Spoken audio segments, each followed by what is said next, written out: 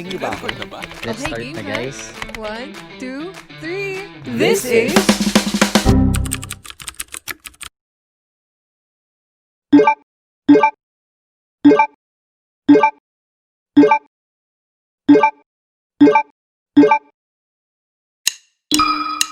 What's up? What's poppin'? I'm Yana. And I'm Irish, and this is Usapan Know.org. Para sa ating episode for today, we've invited representatives from some of the most distinguished and motivative organizations of our generation. Today we're going to learn a little bit more about them and their organizations, as well as the factors that help them reinforce their strength in numbers. That's right. Let's jump right into it.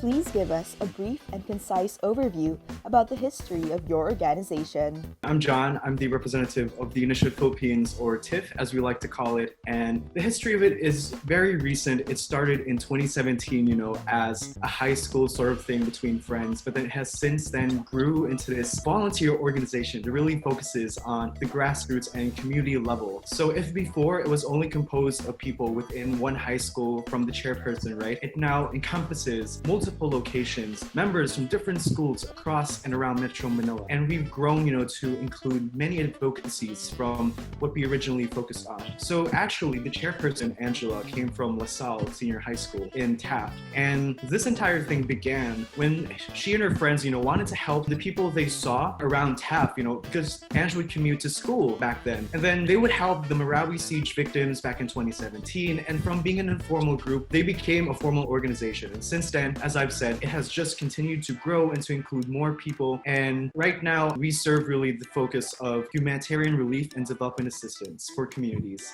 Hi, I'm Sophie. I'm a research and documentation associate from Step Up PH. Step Up is actually very new. We started last April 2020, and we actually began as a donation drive. Our first event was a donation drive in Portofino Heights, and how that came to be was that the homeowners association of the village was concerned. There were people who were trying to trespass into the village, climbing the walls and everything. The security guards and the community frontliners were called to increase security, even during the midst of ECQ. So having said that, a community of concerned high schoolers, our chief executive director Martin Eusebio being one of them, put together a donation drive for these community frontliners, and was inspired by the fact that most of the support came from teenagers who have been wanting to help ever since lockdown began. So from there, Martin Eusebio, Emma Pexon, and a few others were inspired to grow Step Up into an org that it is today. Hi, I'm Lance. I'm the co-founder and head of affairs of Off the People Philippines. Off the People is actually a really, really new organization. We were conceptualized around just last year, but then we were only able to actually maintain a consistent production flow by around April 2020. Our friend Kia, she gathered four of us. We are four co-founders, and she pulled all of us together. And then we were really big fans of this really well-known page called The Artidote. It's this page. It's a global platform using art and literature as a way of healing and self-expression for mental health issues. What we wanted to do is to somehow adapt that concept, but make it more inclined towards social issues, especially now with the many things that are happening in our country and around the world. So from that idea, we were able to encourage people all over the country to share their stories, passions, and advocacies with us, fulfilling our mantra and slogan, which is making creative activism accessible. So that's really our goal here. We really want to make these opportunities, this platform, accessible for everyone, for any creative, for any artist. The pandemic and quarantine was really able to give us the time to come together and give everyone these opportunities to share what they want. So TVA was started by, just your ordinary group of friends, just regular senior high students from Ateneo UP. And we're one of those orgs that just happened during the pandemic. So we don't have much of a history yet. It was initially just this idea of me and my friends, just one of our what if. This was during the last few weeks of May. I just said, let's start our own org. There's so many orgs helping out right now. They're led by people just like us. We have nothing better to do too, so why can't we? And so we thought of the name TBE, the butterfly effect. It means that the littlest actions put together, when you do it over repeated a long period amount of time, it does make a difference. And so, we launched everything on June 15th. We're currently doing a fundraiser for DP drivers and farmers. So, yeah. Hi, so I'm Amber. I'm the advocacy coordinator at Streets to Schools. And Streets to Schools actually started back in 2016. It was when our founding members, Kiel, Anthea, and Alianza, joined a Young Virgin Leaders program, which is a program that aims to empower 12 to 15 young leaders to create projects that advocate for the United Nations Sustainable Development Goals. So they created this project, which is called Out of the Streets and Back to Schools, wherein they aim to bring quality education to the street children around the University of Santo Tomas. And with the success of that project, they decided to upscale it into the organization that you now know today, which is Streets to Schools. And with a passionate mindset, committed members, and a drive for development, Streets to Schools is now opening up memberships for people all around the Philippines. My name is Alfredo and I am currently the Executive General and co-founder of Samahang Duglay Philippines. Some backstory to how it began. I'm currently a student from the Ateneo Senior High School. During grade 11, I was trying to think to myself on how I can give back more to the community. And then over the past few months during the time, the thought that kept going back to me was the values that were being taught in the Ateneo, such as being a servant leader, being a person with and for others, for a personalis, which means to take care of oneself. And I wanted to teach and promote those kinds of values towards not just to my fellow batchmates, but also towards the rest of the youth that are present within the Philippine community. Thus, the thought of creating an organization outside my school began. We've been able to amass to this large community of aspiring leaders that want to make positive change. Oh, hello. So my history for my organization is a bit personal. So back in 2016, a traumatic event happened in my life and I had no control over it. I was isolated and held back for school for 2 years. I had no friends. I was isolated. And, isolation can either make you grow or rot. But for me, it was both. It was then I was reconnected to myself, but still I had to go through every day with trauma and nightmares and trust issues. Fast forward to 2020, no one expected COVID. So for the first few months, I realized that we were going through the exact same thing as the lockdown I've had to go through in my isolation. So I thought that why not make a place wherein people can just talk or have a safe mental place wherein you can just talk about what you feel, because I really think that isolation is one of the biggest things that can hurt somebody. Loneliness and mental health issues does not go along with each other. I'm really happy it was established May 25 of 2020, but I actually started creating it 3 months before that. Our founder, Jean Serrano, actually drew inspiration from her grandfather, who believed that it is the earth that reminds us and provides us where we stand in this life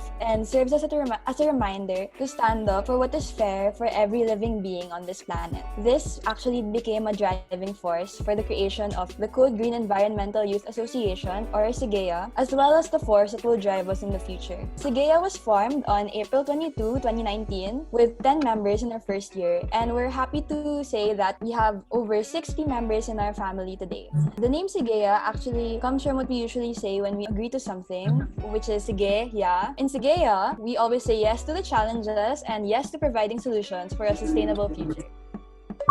What are your organization's short-term and long-term goals? We want to coordinate relief efforts for those in immediate need. We want to collaborate for sure with our members and with other youth organizations. Our long-term and short-term goals really revolve around community collaboration with multiple sectors to empower not only youth in our circles, but to empower youth also in the very communities that we serve.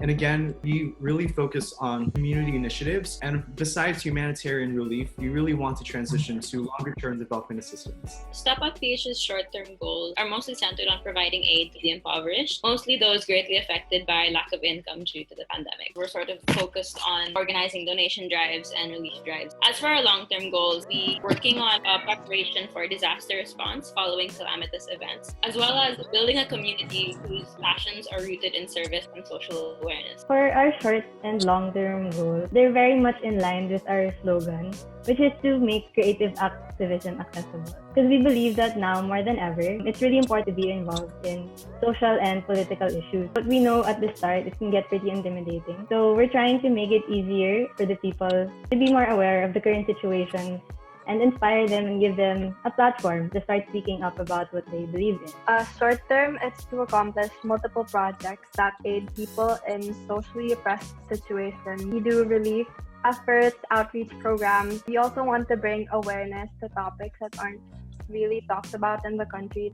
Long term, it's to hopefully promote the spirit and love for volunteerism, a love for helping out, this feeling of social responsibility for things happening in the country. From the name of our organization, Streets to Schools, we aim to bring back children from the streets to the schools, those out of school youth, to go back. We do that by showcasing the importance of education. Not only showcasing its importance, but also showing them that education is fun. When it comes to our long-term goals, we actually want to someday be able to sponsor a child to graduate to high school or college. That's the real goal of Streets to Schools, to be able to help as much people, as much of the less privileged, to finish their education journey. For a short-term goal, we want to emphasize values that surround being within one's reach as a leader, such as servant leadership, as well as Ignatian leadership, other qualities that truly make a great leader. And as for a long-term goal, we plan to create this established communication amongst other organizations within the Philippines, so that we can also help them. My vision for short term is that I can make a place where unstigmatized conversation of mental health happens. Our main advocacy is catharsis among peace. It's not just a mental health awareness org. Catharsis is being able to release and stop the repression of emotions. For my long term, my personal mission in the future is that I want to create a foundation solely for mental health. Educating others is very crucial, considering that it is easy for other people to mislead. The short-term goals of our org is more raising awareness in all environment issues present in the Philippines. But more than phrasing it as short-term, we believe that this is the first step into making long-lasting changes. But moving forward long-term, we want to create more action-driven goals. We are driven to fulfill the 17 Sustainable Development Goals of the United Nations in everything that we do.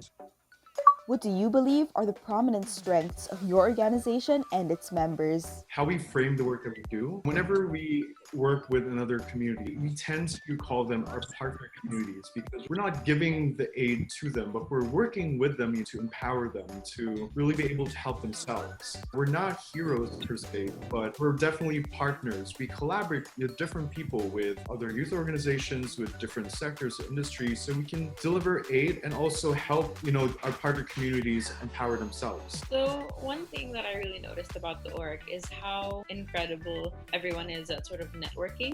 So I recall one time, following the need to reschedule one of our distributions for Project Paginhawa, we were able to come up with a new logistics team, a new transport team, and a new repacking team within 48 hours before the distribution. And that's just amazing to me, honestly. All of them are not only incredibly outspoken and passionate about the things that they believe in, but all of them are so open-minded to different ideas and more than willing to learn from each other. We believe that to strengthen your beliefs, you have to continuously challenge them so that you really know what you're fighting for. Of the People, even if it's definitely a youth-initiated platform, it's not a youth-only platform. And we really believe that nothing is just black or white. And for us to explore each of those facets, we need to include everyone in the conversation. PBE is very blessed with its members. They're driven and really passionate. All of them genuinely like fulfilling their tasks. They're also very creative, quick on their feet when things don't always go as planned. Also, whenever there's problems, we come up with solutions because of everyone's suggestions. Also, one of the strengths is that many of our members find that this isn't just an org.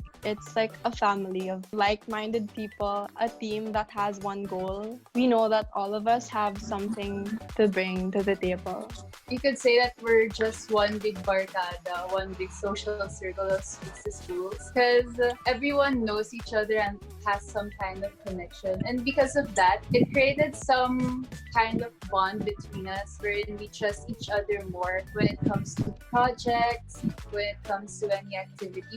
We're able to put our trust in each other. Everyone's G to just help in any project formed by any of the members, no matter if you're from the executive board or if you're an executive officer or just a member. If you pitch in a project or an idea and you need help, all of us are actually really G to help. We really focus on the value of being there for others and that collaborative leadership aspect and mindset towards the members of the organization so that they may be able to successfully rise as future leaders of our generation. Whenever we tell them that we want to focus on coming together and helping one another improve, both personally and communally, it really gives them that self-worth and ability to be able to inspire others to do the same. I realized from these past 2 months of establishment is that I don't make the org. I'm not the face of the org. It's everyone in the org. So for my members, what I really love about them is that they're so passionate about mental health wellness. Actually, when I was looking through their application forms, they only joined for 2 reasons. One is because they were unable to help someone who was going through a difficult time, and through PIO, they wanted to learn more on how to handle these kinds of things. The second one is that they experience mental health illnesses and disorders, and they don't want others to go through what they had to go through. They didn't join because they wanted to put it in their CV. They really wanted to help. But when we recruited more members 2 months ago, we were able to find more members from different schools, from different backgrounds, all over the Philippines. So like every organization present here today, each of our members are very unique in their own ways. They have their different skills and interests, but at the end of the day, it is our diversity in our background, skills, and interests that become our strength because we all have the same goal in mind, which is to spread awareness and create projects that are in the end towards a sustainable future for all of the biodiversity. What common problems does your organization usually encounter, and what solutions have been made for these problems? I'm going to introduce the fact that we've been working on specific pandemic responses. So in the Initiative Philippines, we have the COVID-19 response projects. A big problem we faced would have to be donor fatigue, meaning, we started the donation drives, and at first people would be very much willing to share a bit of help. But, as the projects, continue for a while, there is a sort of bump wherein less people will start to donate. And the way we've been solving it is we've been trying to generate our own income through some fundraising activities. And one more problem I want to mention is member burnout. It's not easy for everyone. Everyone has different circumstances. And as much as we want to continue volunteering, it's really hard for others. The way we deal with member fatigue is we really focus on member welfare, and we do internal consultations. We're very much understanding. We've been receiving a high volume of private messages on our Facebook pages asking for help. And these private messages, they really are urgent calls for help, and it's hard to just give them the automated response from our page. We want to make sure that our resources are, sustainable for long-term use. The solution that we've arrived at is we are working on a need-based system for people who message us based on urgency, and we can proceed from there in order to conserve our resources for long-term use. We're still a relatively new and small community, and majority of us are actually full-time students. So one difficulty we're definitely facing right now is manpower. Thankfully, however, we've been receiving quite a number of submissions, which temporarily addresses the problem for now. In our case, our posts tend to be kind of controversial, but for us, the way we see it is that even if we get that type of feedback, what's important to us is that we're starting difficult yet needed conversation. And to us, that's already one step towards true systemic change. We used to get invited to different meetings or maybe even program partnerships, and those meetings occur during the weekdays, and all of us usually have school at that time, so it's so hard to attend those important meetings or programs. But the other main problem would be financial. What we do is we have fundraisers to fund our project, so you'll be able to help as much people as you can. Most of the things that happen, the content we put out, they don't always end up as the exact thing we planned. So we're big on spontaneity. There's always something last minute. It's alright that these things happen. You can't avoid them. Please always expect that things won't go as planned. That's why it's nice to have the right team. So when we founded and started Samahang Dukla, we really wanted to teach the members how to gain these types of leadership qualities. So a way that we were able to execute that is we're starting to plan future webinars for the members and as well hopefully for the community to attend to. My org is very systematic, meaning whatever someone does, it will be passed on to another committee. If someone lags behind, the research wasn't done ahead of time, of course, everything else will be lagged out. An easy way for us to fix that was, of course, create a feasible schedule for everyone. And the very most important problem that we face is, of course, mental health issues. Everyone has problems. So whatever we put out, it's very thorough research. We don't want to put anything that can be misleading. We are not someone who is a substitute for therapy. And that's really hard for us because again, we want to help people, but of course there's always a limit on how we help. The difficulty of coordinating, especially now that we're in the pandemic when most, if not all, forms of communication happens online. So we can't expect our members to be online all the time or be on task, especially since we need to make sure that our members' well-being would be a priority to them and for us as well. So what we do in Sigea is to enforce working hours to make sure that the members have time allotted to take care of themselves and time to work on their org assignment. What advice would you give to people who wish to venture in founding or managing their own organization? Focus on the communities themselves. It's not about you. It's not about necessarily you giving the help, but more about the people around you in need of help. Figure out ways to be involved and try to talk with people who are already helping the people you want to help. And it's always good to collaborate with them. Don't be shy, don't be afraid. It's always good to seek mentorship from people who have already established a platform. Because in such a highly saturated, org scene, if you don't have a distinct why for starting an organization, that passion will fade and it will fade quickly. It's easy to sort of be intimidated by the overwhelming task of having to lead a whole organization or to be intimidated by other orgs who seem to be doing so well on social media.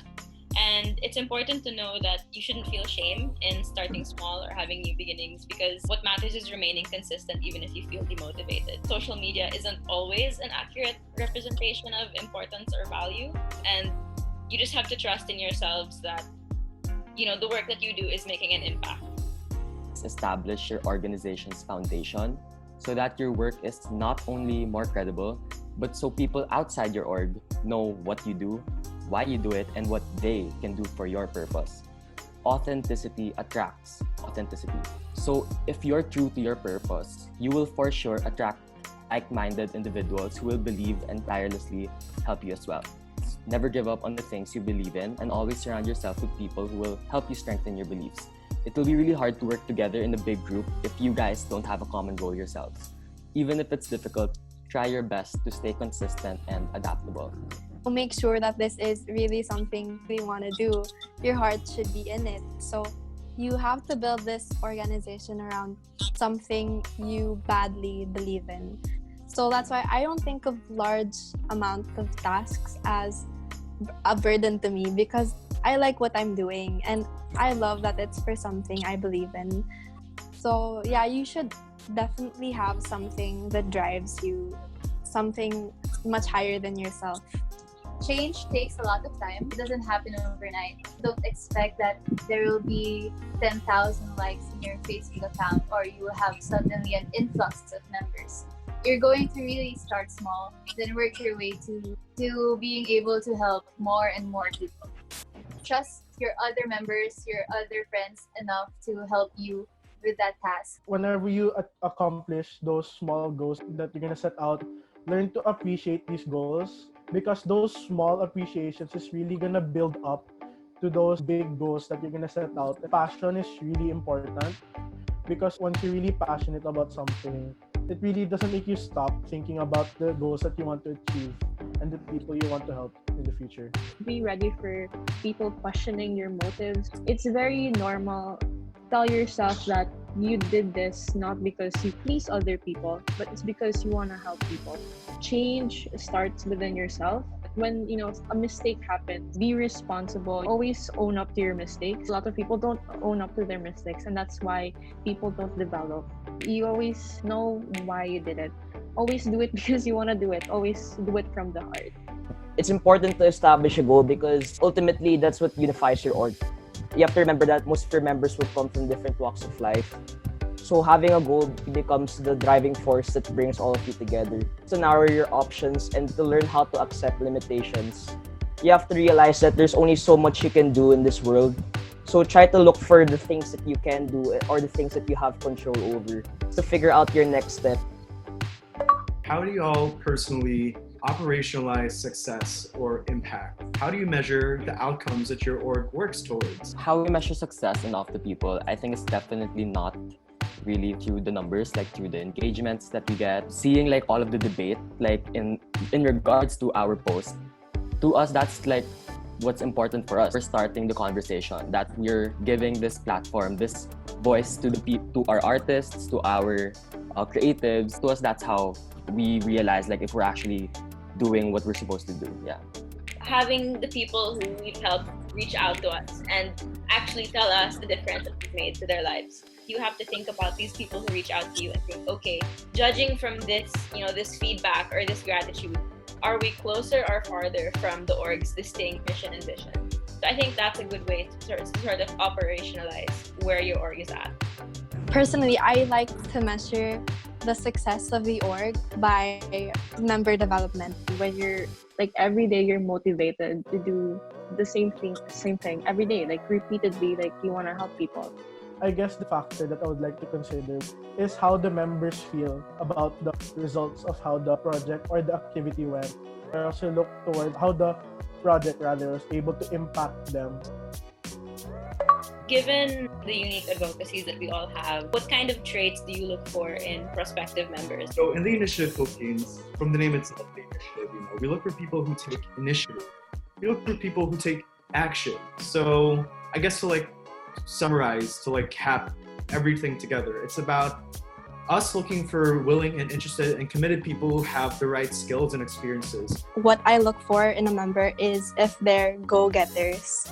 For me, I really like members who do more than is required of them. Another thing, like our founders stress, she really stresses on accountability. Like when you make a mistake, you should own up to it instead of trying to make excuses. We also look at integrity.